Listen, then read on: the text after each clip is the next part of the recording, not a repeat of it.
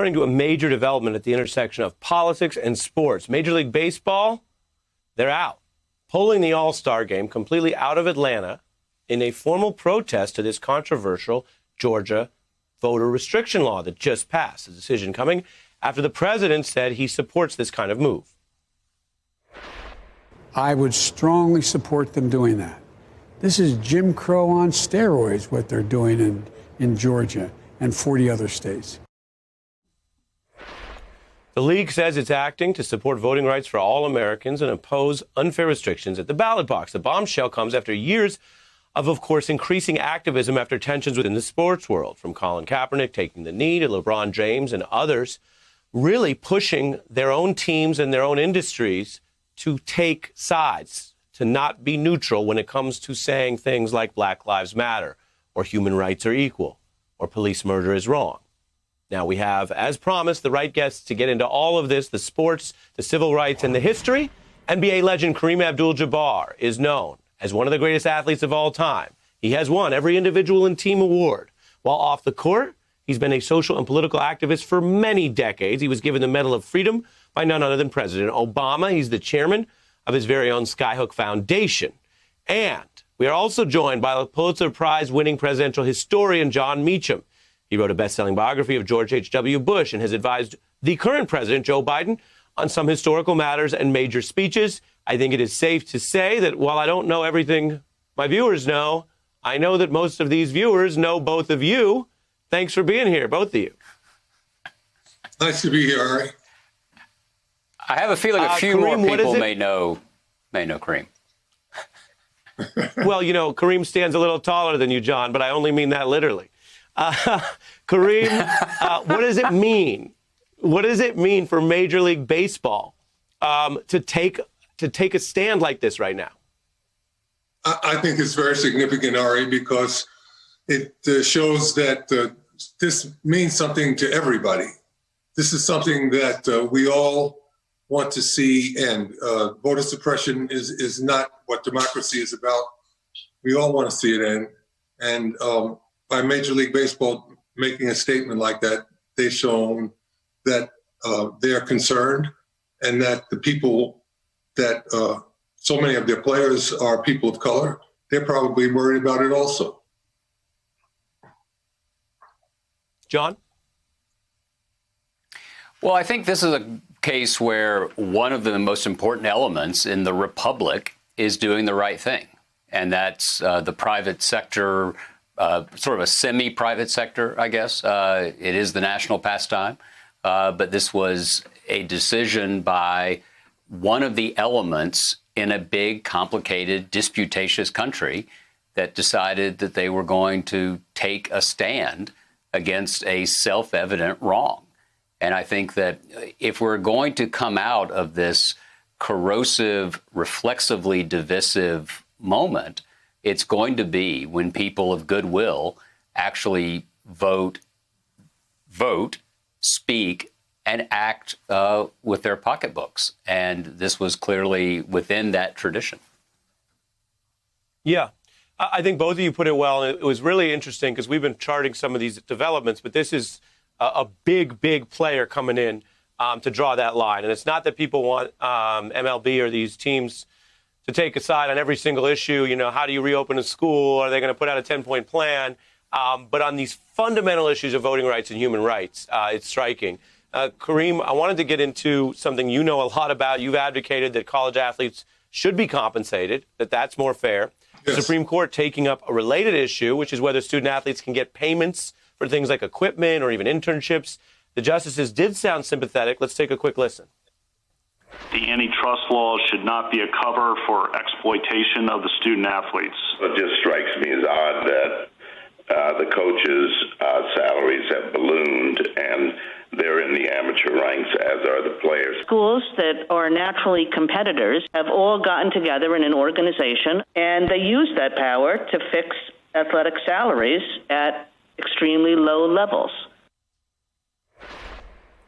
Kareem, there seems to be indications that the entire framework for how some elites in the law are viewing this is changing. Your thoughts? Well, there's a extreme double standard, Ari. The players, football and basketball make up most of the money that the NCAA gets to play with. And the players get room, board, and tuition, maybe something for books. The coaches make millions of dollars.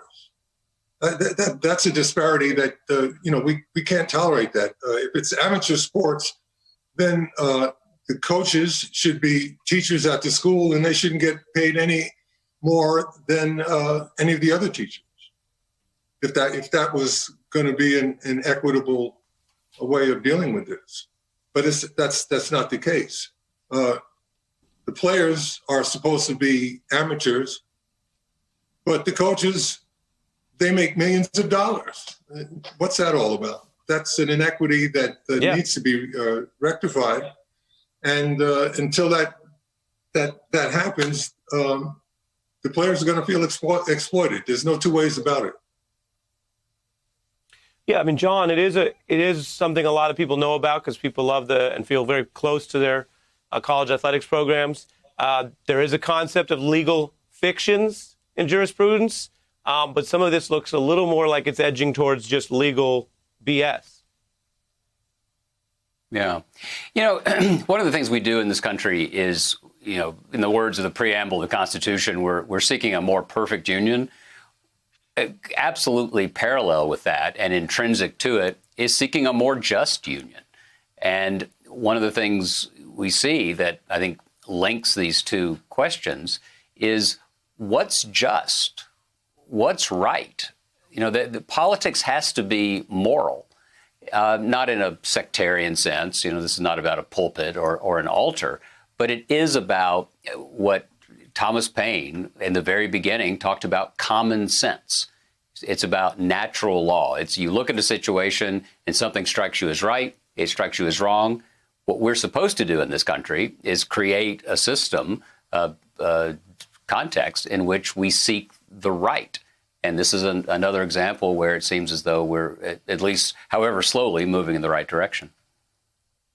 Yeah. It's a little bit, I think it's going too slow. Oh, go ahead, Kareem. I think it's going a little bit too slow because as we move forward, people are starting to see that, they pay a whole lot of other people that work for the university. They pay the student band. They pay a whole lot of people, but they don't pay the athletes. And again, it's just an inequity, as Mr. Meacham so clearly pointed out. It's an inequity that makes no sense.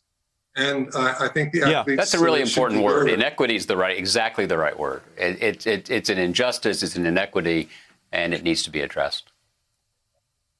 Yeah, and then it's all on blast because all the fans and everybody knows about these high-paid coaches. They know about the athletics merchandising. They know about the money these athletes are making that they're not seeing. Kareem, while I have you here, we've been marking on the beat, and this weekend America will mark what is this anniversary, 53 years since Martin Luther King was gunned down and assassinated. We convened different generations of civil rights leaders, which was striking given how BLM has been growing lately, to discuss, this was just last night, where we are headed. Take a look. In many ways, Donald Trump helped unite us because he was a manicured northern urban version of raw white supremacy, raw racism. We are delivering a clear mandate to this administration that statements about white supremacy and white nationalism are not enough. It's about making sure that we understand that investing in Black communities is an investment in all of us. Kareem, I have about a minute left, and I just wanted to get your reflections on Dr. King's legacy, on the other civil rights leaders, and on what, perhaps for often tragic and overdue reasons, has been a really reignited civil rights and BLM movement over the past year. I think Dr. King's legacy is one of clarity, something that we can all understand and promote because it lifts all of us up. Until we are able to recognize the moral and civil rights of all of us, none of us are going to be able to enjoy those rights because it just goes around and it's like a cycle.